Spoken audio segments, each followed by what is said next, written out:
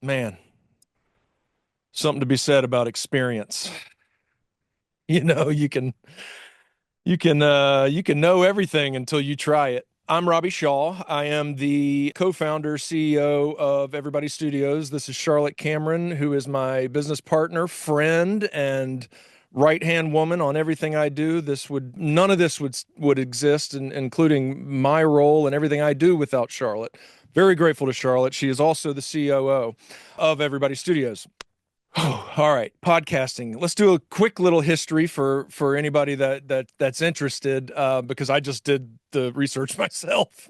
20 years ago is when the word podcast came about. Obviously, they were recording conversations and what they called audio blogs much prior to that. But when iPods came out and broadband internet, they combined the word iPod and broadcast to create podcasts. So there was a accessible library of people talking, whether it's individual or conversational. That's where it began, and of course, it has evolved drastically over time. Obviously, initially it was audio. Now I think it's almost safe to say anytime you even say the word podcast, you're referring to audio video. There are audio versions, and most of us just listen to audio versions, but just about everybody records the video now for lots of different reasons that we're actually going to get into here. Um, so value of podcast. Oh, so last thing, when I say podcast, think video, think audio. And so when I say podcast, think more of a overlying kind of concept or medium, I should say, and that includes video. It can be a lot of different shapes. So podcasting, what's the value of podcasting? Charlotte, let's elaborate a little bit on just the general kind of value that we see as producers and developers and distributors of podcasting. I think the exciting part of podcasting, again, when I say it, think video, think audio, think different platforms. Don't just automatically assume two people talking over audio. It's much more than that now. It's multimedia. You can show people talking, but you can also bring in other footage, music, all kinds of stuff. So it's become something that people are heavily producing and putting a lot of strategy and development work in. It's also a department of content marketing, right? I mean, that's the idea now, is that previously it was a lot of entertainment and education. Now it's that still, but it's very heavily in the content marketing space. And, So, and Robbie, let's to acknowledge, I think for the purpose of today, we're really focused on podcasts for business, right? For right. business needs. So especially there, we're really looking at marketing efforts, building brand identity, building thought leadership, establishing trust with clients, with potential clients, building an engaged community. Exactly. So many ways that podcasting can be used now by businesses in measurable, or I guess to achieve measurable goals. Yes, yes. So that's where, as you can see by the title of this, where we're going to focus today is how it relates and where the value stands inside of your business model, your business goals, specifically your marketing goals. Well, we're going to go into development and strategy, but before that, I like to touch on kind of the essence of podcasting.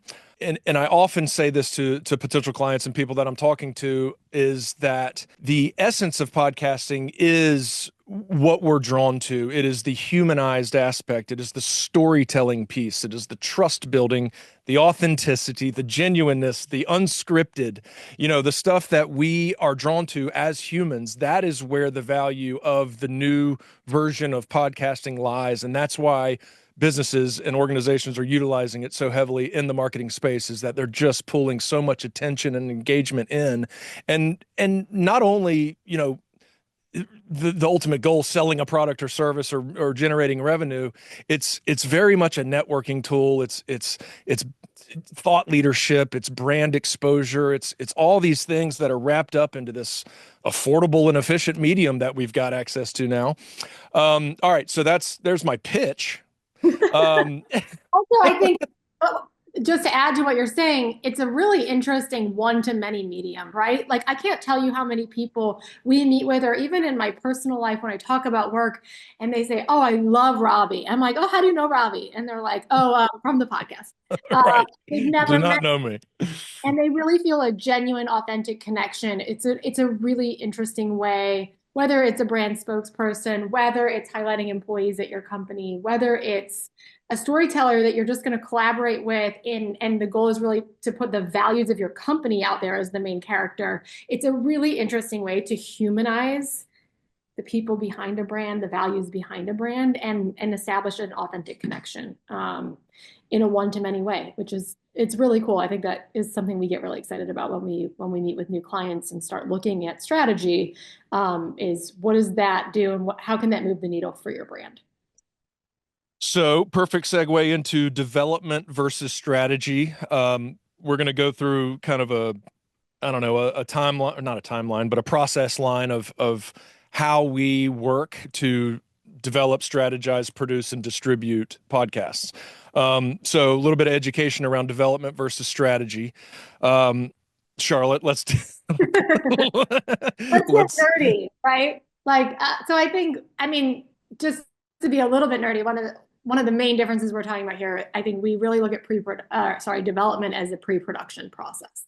So you could just wing it and show up and hope that everything is going to go the way it does in your head, but that's often not the best way to go into anything, especially content creation. At the end of the day, you're paying money, you're putting time in, and you're asking other people on your team to do that. So our development process is really designed to achieve all the pre-production goals. And we'll dive into what that means a little bit, but think as the listener when you're going through and listening to an episode, that's how did you get there? Everything from the intro, the transitions, the guests, how are you qualifying guests? How are you making sure guests show up at the right time?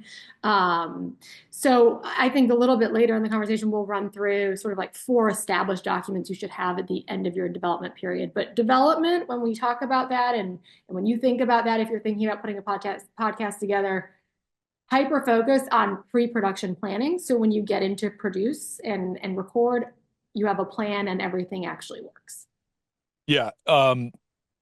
That part is it requires some OCD almost. You know, it's every single little thing that you can think of, all the way down to how you're gonna are you gonna say welcome back? Are you gonna say welcome everybody? Are you gonna say hello everybody? Like all those things matter when it comes to going live on your podcast, pushing record on your podcast. But it's fascinating. And then when we get into like the intro creation and stuff like that, so there's a whole, as you know, there's a whole creative side to this. You know, there's content and there's messaging and there's goal setting and how do we reach those goals. But then there's like branding and look and feel and sound and how do you appeal to specific audiences with what you wear. You know, I chose this shirt. It's very intentional, very, very intentional. And to that point too, especially when we think about business podcasts, branded podcasts, um, there are often many teams involved. So when we're involved, as the strategy development and production team, we're involved, and then as the editing team, we're involved, and then you may have a brand guidelines team, you may have a legal team. Your CEO founder may want to look at it. And so it's really thinking through how is everybody going to be on the same page around this expectation. One thing that can happen if you don't have that plan in place is you get in, you record, the host is thinking it's going to go one way, the editor is going to get it. They don't know which order the files are supposed to be in, where the ad read is supposed to go, what the consistency is supposed to feel like. And so they edit according to what's in their mind, and then we get it back, and then all of a sudden, we're not happy or legal's not happy, and it can be a bit of a disaster. So the pre-production planning process allows everybody to speak one language and to make sure that all of those thoughts from all of the different parties involved are incorporated in a pretty concrete plan before we hit record and waste any of your guest time or your host time. Well said. Strategy. So strategy, Whoa. right? Completely is why are we doing this? I mean, for starters, what's the point of the podcast? What is the podcast even about? What are the goals of the business? Why is podcasting the right medium for this particular content idea? Something important to always ask yourself, right? I mean, we just Robbie mentioned it at the beginning of this meeting, but podcasting is really a content marketing approach now. And so if you have an idea for content, why is podcasting the right medium? Have you thought that through?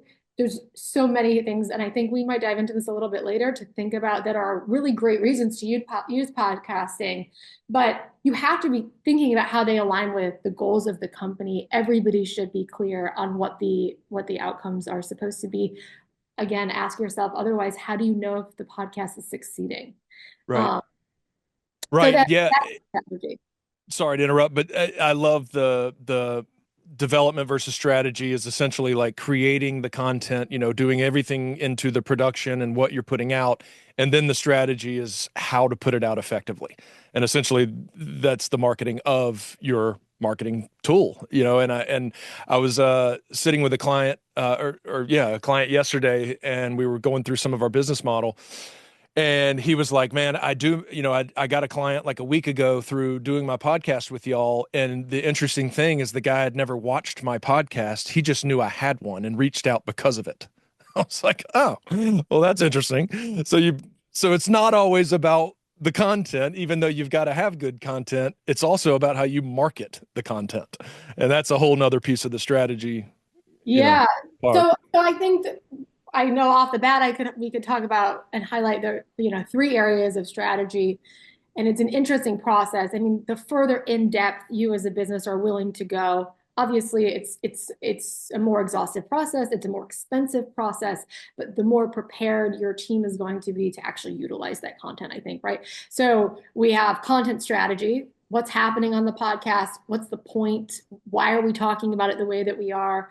Champagne Problems is a good example. I go back to that. We spent a pretty good amount of time on content strategy, right? Like, what do you want to teach this audience? Is it starting? Is it teaching?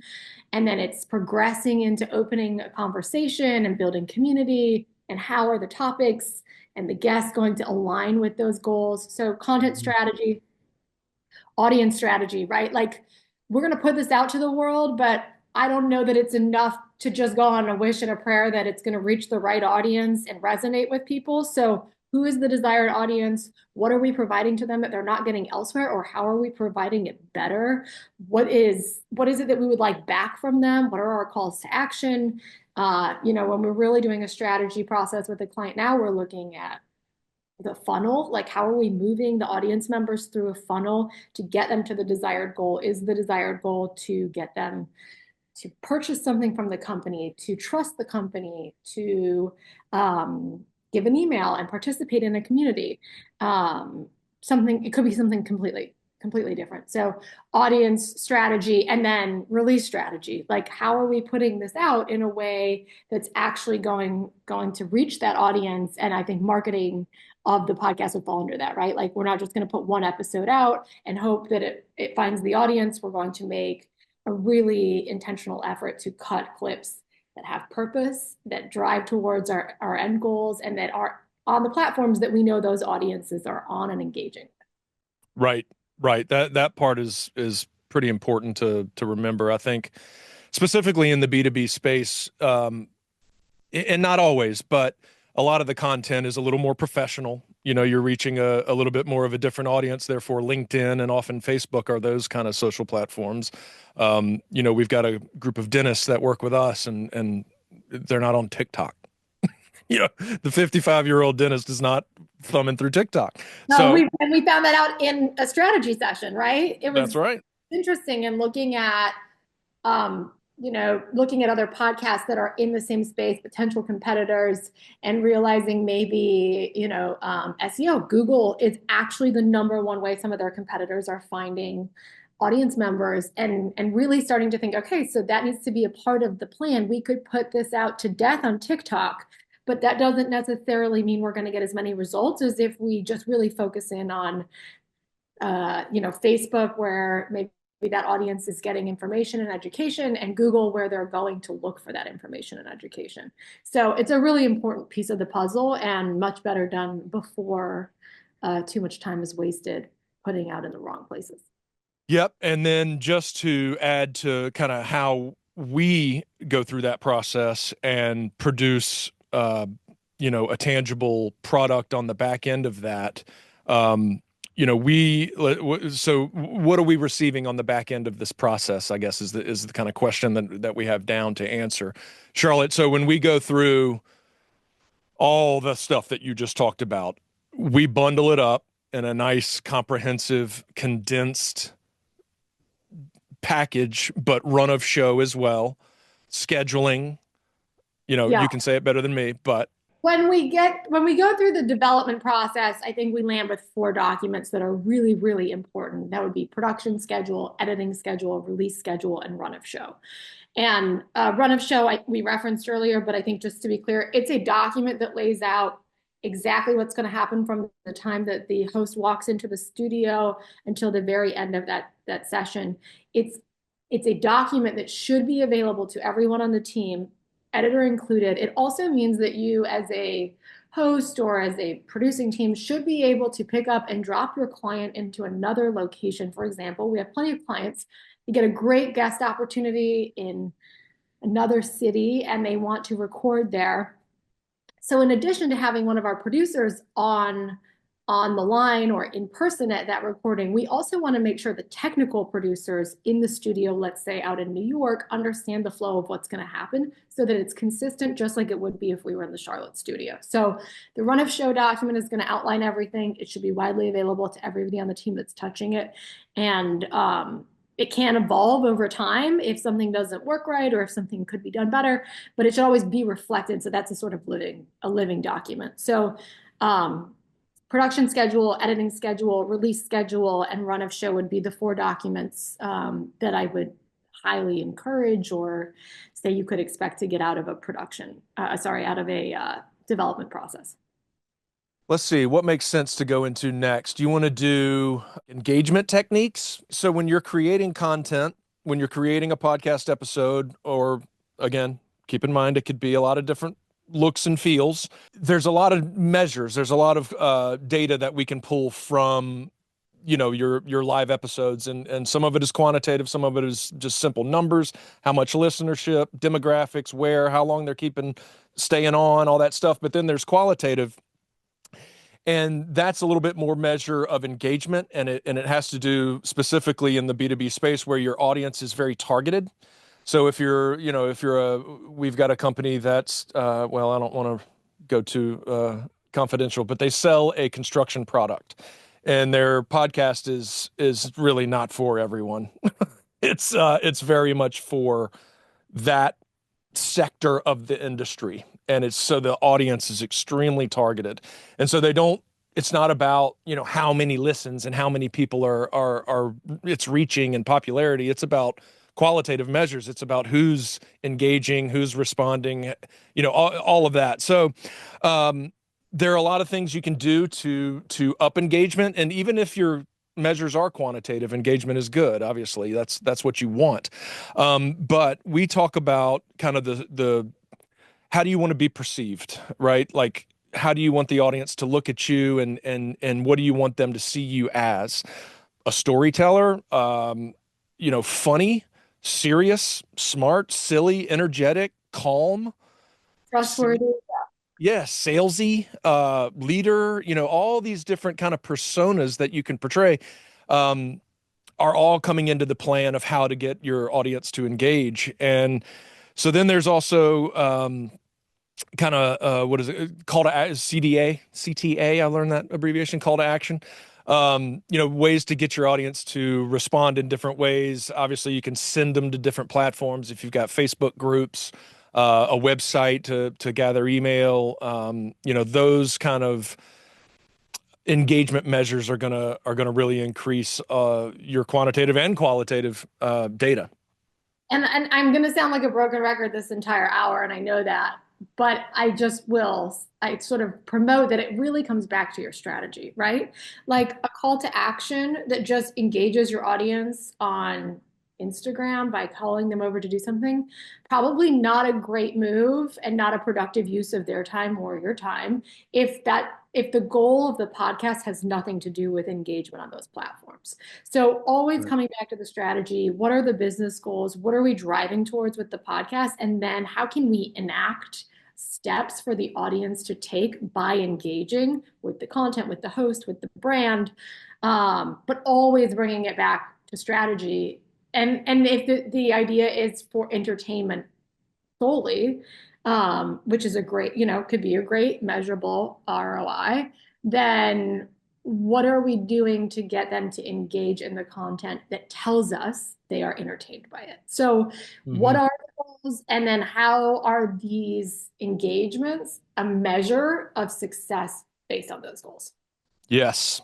And then there's and you see this all the time on social media, but these people that pop on and are like, do you want to 10x your revenue through a podcast? Well, follow my and all that is somewhat snake oil. We have done this collectively for close to 15 years now. I personally have been in it for close to five. Charlotte's more like over a decade, and then our team is in the marketing space for even longer. So we know what the capabilities are. And anybody that's guaranteeing revenue increase and that kind of stuff, sales are up to you. We're not. This is not going to make sales. It's a marketing tool. It's going to create funnels and give you leads. And in fact, like Charlotte said, warm leads. And that's the idea is when we talk about like conversion and how to get these listeners and these engaged audiences, targeted audience, converted over to your network, uh, friends, whatever, obviously sales. That's the space that gets really interesting. I don't know if you want to expand on that, Charlotte. No, I mean, I think you said it really well. I love the warm lead piece because when we think of warm leads, we think of someone that we've interacted with and we've already developed somewhat of a relationship with. And like Charlotte said, there are people who act like they know me when they don't really personally know me. And that would be considered a warm relationship, I guess. It might be a little one-sided, but it's still warm. And that's really interesting, I think, in the marketing and kind of sales conversion space. I agree. And I think, even with champagne problems, we could really go back and look at what the original goals were back then, which have changed pretty dramatically since you Yeah. started. But we were in conversation with a financial institution last week too, and listening to them talk about the goal for their podcast really was to establish trust with a community of people in the world that either were clients or could be clients at some point. The goal was not to convert clients. I just want to be clear. This was an interesting piece of the conversation. It was to establish trust. And they were able to do that by providing information without forcing somebody to onboard as a client. That was an interesting Mm. idea for the institution, right? And just to double down on that, their first season of the podcast, they actually didn't measure at all conversion data at all. All they did was collect data and then work with a third party company to analyze that data to see if they were reaching the right audience and if it was increasing their trust in financial literacy, financial information. So they weren't trying to see if they were turning into customers. They weren't trying to see if they were getting a bunch of listeners. It was much more important that the listeners that were tuning in were developing a sense of trust with the company for free. They weren't expected to give anything back or um, so I think it's important that again goes back to strategy, right? Like this could be a multi-phase strategy. Maybe season one, you've got one set of goals. If those are accomplished, season two will go into another set of goals. So something to think about as a business. It's a long play.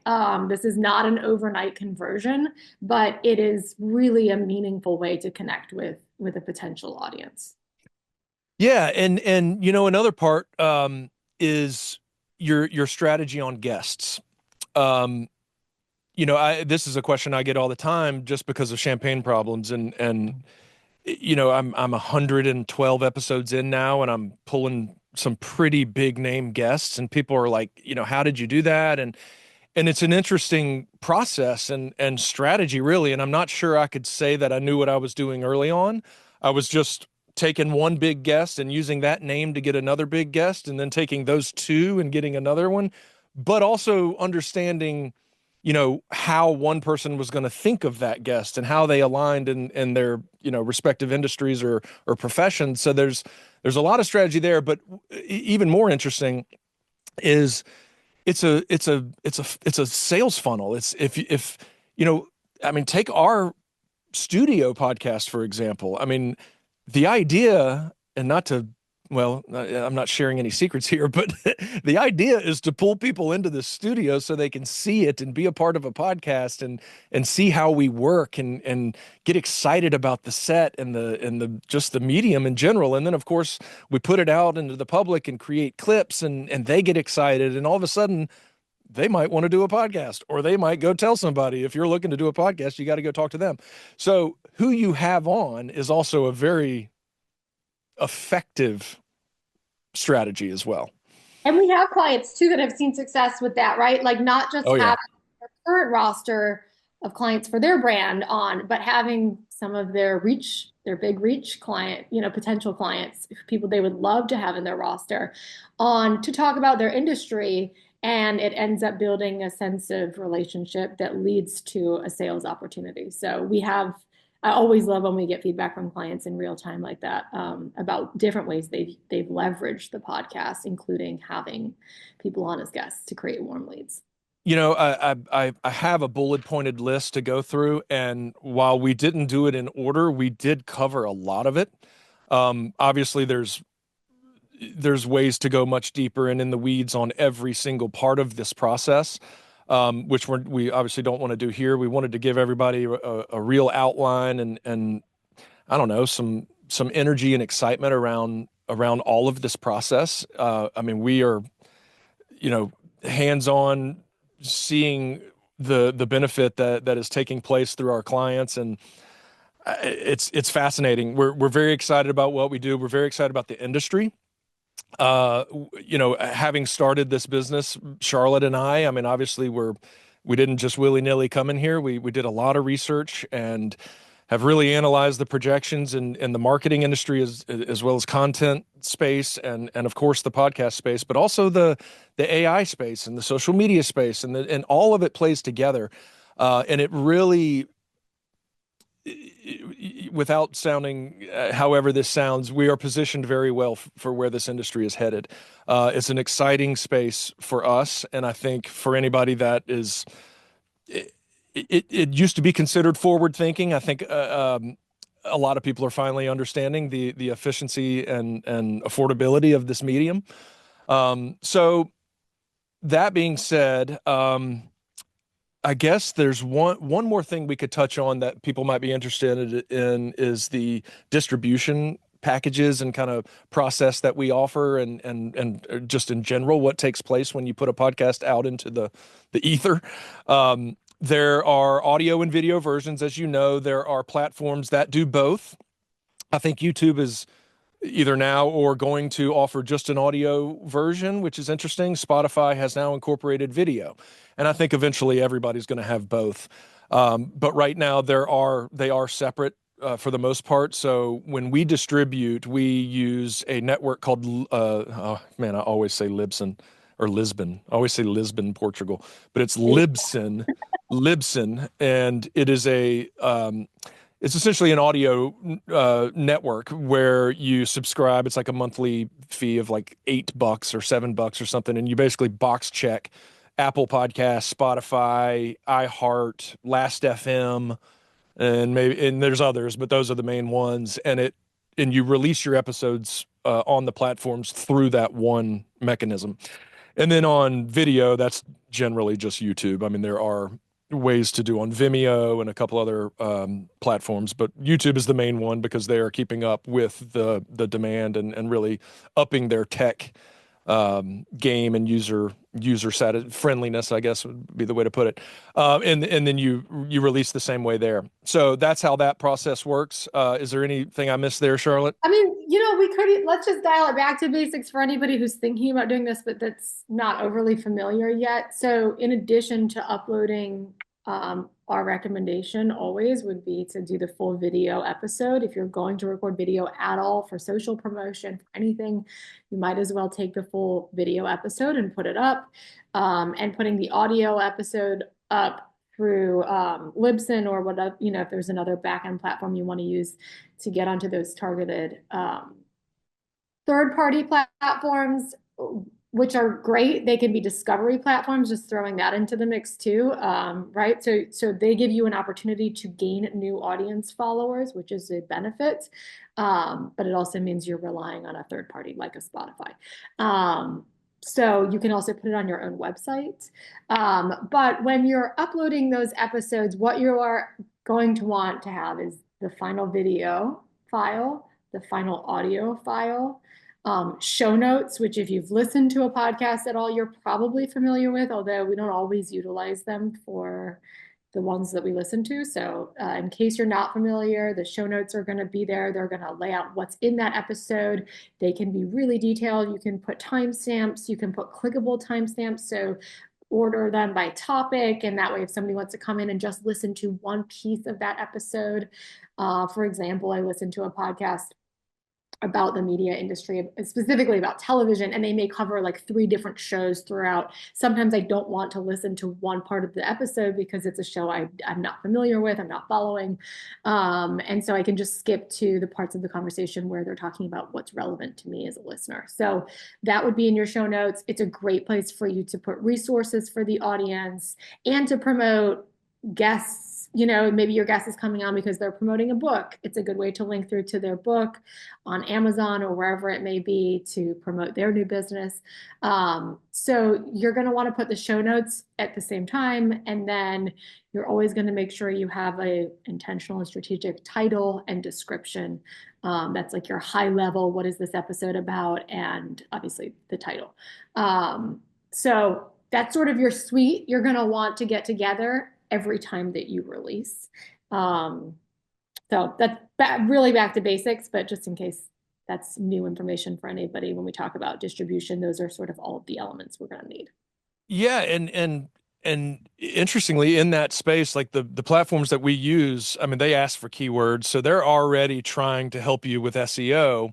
But what's interesting is I actually listened to a podcast about 5 days ago where a lady was speaking on AI generated searches. So there's a difference. And I'm sure you all notice when you go to Google now and search, it's AI generated. And so there's a different model inside of that than the traditional SEO keyword searches. And so now people are catching on to that and understanding and obviously doing enough research to figure out what kind of content, uh, verbal, video, audio, and digital, words on screen that's going to be seen by AI now. And Yeah, that's pretty that was complex. a podcast because it's integrated very quickly, right? That was an Right. interesting what she said is, within 3 hours of putting a podcast up, the information that you're putting out across all those mediums, written, verbal,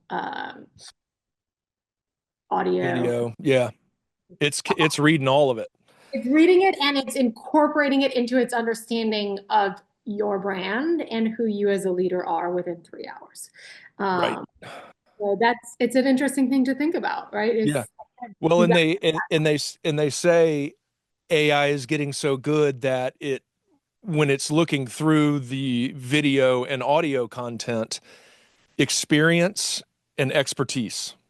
And it knows how to look for those 2 things. But those are the kind of flaggers inside of AI searches. So when you're creating content, sharing your own experiences and then sharing expertise, it can find that, and that's how we kind of that's what we'll incorporate into our development and strategy is how to be seen by that essentially. Absolutely, Terry, we do. We've got a number of people under our umbrella that do all that kind of work. So short answer, yes. I think, Robbie, just to piggyback on that again, Yep. so a big piece of that comes back to the strategy, right? Like, where are we putting this? Where are we promoting it? Is this an audience who's going to be online engaging with this content once a week? Is that enough of a promotion for some of our clients? clients after a deep dive strategy session, it's clear in the data that it really needs to be promoted much more often than that. So our goal is always to strategically understand how to promote the episode, advise you on that, and then to be able to cut content that matches the strategy. And then whether it's, usually in that case, it's us providing you and or your social team with those clips along with a strategic calendar around like what each piece of content is supposed to do and where it's supposed to live. So the kind of content we would maybe cut for LinkedIn might be different than Instagram, which might be different than TikTok, or it may be the same. It really all comes back to the strategy. Yes. Thanks for that question, Terry. While we wait for any questions to roll, and I think I just would love to go back and highlight one thing, which Robbie, you and I discuss all the time, which is not just looking at your number of downloads or your number of listeners as the metric of success. And just really going back to what is your goal, because you could have thousands of new listeners every episode. And if they are not following the funnel that you want, if they're not engaging with the brand or the content in a way that you want, it's a little bit meaningless and empty. Even if the goal is to monetize, why, in what ways, what does that look like? It doesn't necessarily always mean the largest number of downloads and listeners is the right way to measure success. So I think overall, we're getting away from that in a good way. People are starting to understand that there's a really diverse way to measure success, and it should be unique to your company and your brand. But, at the end of the day, it's still something that people get hung up on, they worry a lot about. And we always like to remind our clients that go back to your strategy. It's not always about that. Yep. Yes. Sarah, the 4 documents to come out of the development period should be production schedule. So, for example, you maybe are going to batch record if you have a team of hosts that are not always in the same place. Then it's a really good time to batch record. We can all get into the studio. It can cut down on costs sometimes, depending on what your setup is. So, what's your production schedule? How often are you producing content? And if you're batch recording, like how many at a time so that you can feed into your plan. The next piece of that would be editing. Yeah, I think the editing we usually work backwards from the release schedule, right? So do you know when you want to release? When's the first episode going out, and what's the cadence from there? So are you releasing every week, every other week, every month? And really, like, that's the piece to start with. The release should be first. Then you can work backwards to make sure you're producing enough content to fill that release calendar. And then making an editing calendar is the third one. And really what you're wanting to do there is making sure that your editing calendar does not contaminate, for lack of a better phrase. That's such agency jargon, but you really do not want to contaminate your release schedule, right? So the goal is to keep release schedule intact always. Think about what needs to go into the edit. Do you have a complex team? Do you have a lot of people who have to sign off on approval for this, in which case you're going to need more time to get the edits done and approved? So I would say start with your release schedule, work backwards to understand what your production schedule should be, and then what your editing schedule needs to be. And then the fourth one is the run of show document, which is the document that outlines from the minute you walk into the studio until the very end of the episode, what's going to happen, what's the flow. And I would say to make sure that if you're building your own run of show document, that you're noting, is there a discrepancy between what you're recording as far as the layout and what gets edited as far as the layout? So for example, maybe you're doing an ad read, but it's pre-recorded, so you're not going to be recording it in the studio during every recording, but your editor needs to know consistently that it's going into the same place in the edit. So those would be the 4 documents. So here we go. Release schedule, production schedule, editing schedule, run of show doc. Yeah, and then The Robbie, 4 docs. I think the episodes per season is a better you question. Oh, yeah. I mean, we often get best practices questions, and it's like anything, it's like, well, it depends on this and it depends on that and all these things. And I think the average is really what I could give you now. And I mean, we'd have to dig deeper on the content, the goals, how many topics you're looking to discuss, and then we would break down how long each one would take, the order of them. So it all depends on that, but I would say on average it's anywhere between 8 and 12. It would be like a season. Some people like to just do it on a time frame, so like 2 a month for 6 months. That's going to be season one or session one or whatever, series one. There's no definite answer on that, but we could work through that. So the ballpark's 8 to 12. All right, that next question from Chase, Charlotte, that might be a you. Yeah, I'm looking at this, and Chase, feel free to chime into the chat if I'm not answering correctly, because I do think it's important to acknowledge that our development process and our strategy process are two different sort of processes that take place. Hopefully, they're going in tandem. But the development process, if you don't do any strategy, then the development process can still contribute to your overall content plan, because you should understand the point of the episodes and when they're going to be coming out and what you want to do with them. And then from there, you'd be working backwards to understand how to amplify. If you have done a development and a strategy process at the same time, then the way that they would integrate is that your strategy would guide what extra content you need, what ancillary promotional content you need, and why, where it's supposed to go and reach which audience at which time. And then it would fit right into your production planning, right? So in your editing timeline, you're going to make sure that you have enough time to get your blog posts cut out from that, to get your video clips cut out from that, and to make sure that your content calendar incorporates clips that would go out to promote in advance of release, day of release, and then usually we would suggest call to action promotion after the episode is released. So like maybe you release on a Wednesday, and then on a Friday you're going to release a piece of short content that's a highlight with something really interesting that has a call to action in the written post, and calls the audience to make sure that they caught the episode and engage with whatever offering you're going to offer up to them afterwards. That sounds a little bit like vague. I apologize, but you should understand what those clips are supposed to do, and they should be part of that planning timeline, making all consistent. Okay, so if we do sort of like nuts to bolts, if we go in and we do development and strategy, Nuts to bolts. is that the right? Soup to nuts, I think. I'm gonna blame talking Yeah, it leaves the frogs. then what we can do is make sure you're getting everything, and we can take it on. So we can make sure that when you get at the end of every episode, not just a file that's being released by us that you might have access to for archiving purposes, but that your social team at the right time also has a content calendar, also has blog posts that are extracted from the transcripts, that you also have social clips, and you understands where to upload them and what to do with them. So our full package, where you're really relying on us for everything, is going to drive that strategy based on your business goals.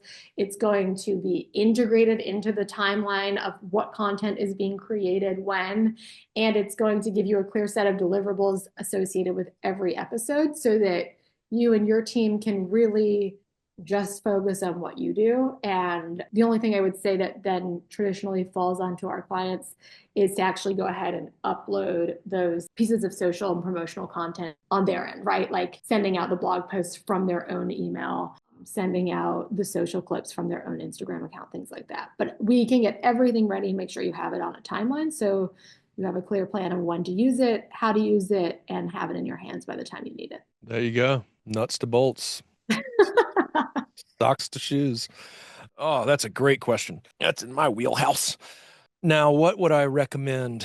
So there's two different kinds of introductions. There's podcast introduction, so like a formal kind of overarching intro to your main podcast title and mission and theme.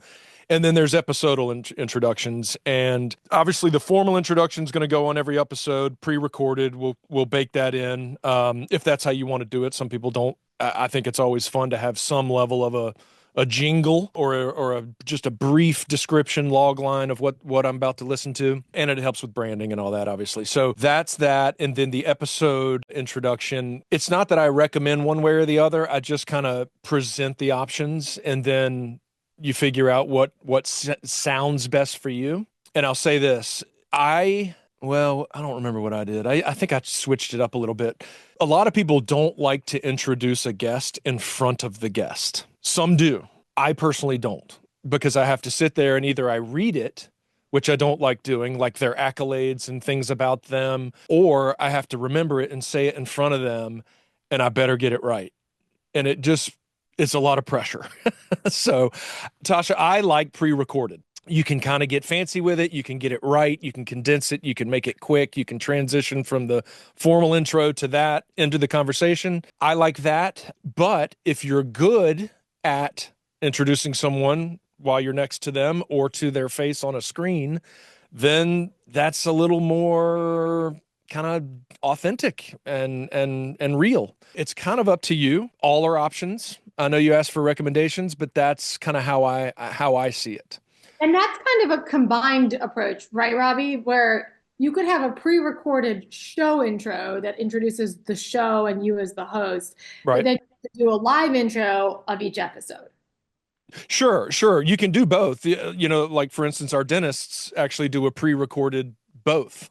They do a pre-recorded podcast intro and then a pre-recorded episode intro where they put up a graphic and throw like bullets about their guest and a headshot while they're kind of introducing the guest, and then they go into the conversation. So there's lots of options of how to do it. I think, to your question, most people do it live and do it pretty short. And if we were to advise, which we do, we typically advise them to do it short because you're going to learn everything about this guest anyway. Everything about them is probably already in the show notes or the description. You know what I mean?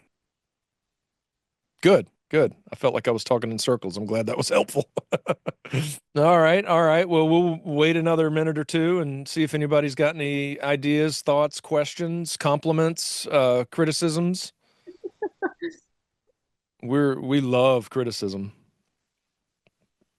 We love Uh, really big theme of how we communicate with each other as a Yeah, team. we're very critical heavy in-house.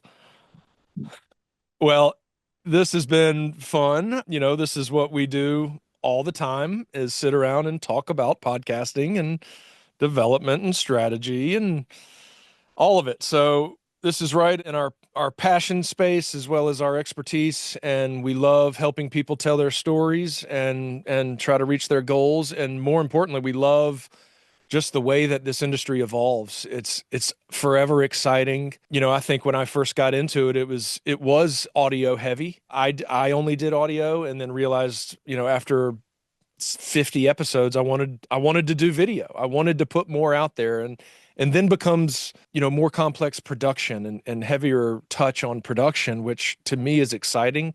It scratches my creative itch, and it works well inside of the branding and marketing space. You get really creative, and it's a lot of fun, and it's really fun to see whether it's success. It's just in reactions and people's engagement. And hey, I saw you talking about this the other day, man. That really resonated, or I really related to this and that, and man, there's something about that's very fulfilling. And obviously, if you're an organization and it's creating, leads and brand awareness and more networking and reach outs and all that, then obviously that's very exciting too, because anybody who runs a business, that's the goal. Okay. Charlotte, thank you. Taylor, thank you. Nobody sees Taylor. Taylor's the fingers behind the project here. All right, Um, everybody. Thanks for tuning in, and reach out with any more. I think a What's lot, that? and especially on a snow day, I think a lot of people's days are derailed across the Carolinas and the I Southeast. know. I So know. thanks for tuning in on on a weird day. Yes, we appreciate your commitment and your loyalty and your friendship, really. Yeah. All right. Signing off. All right. Peace. Thank you.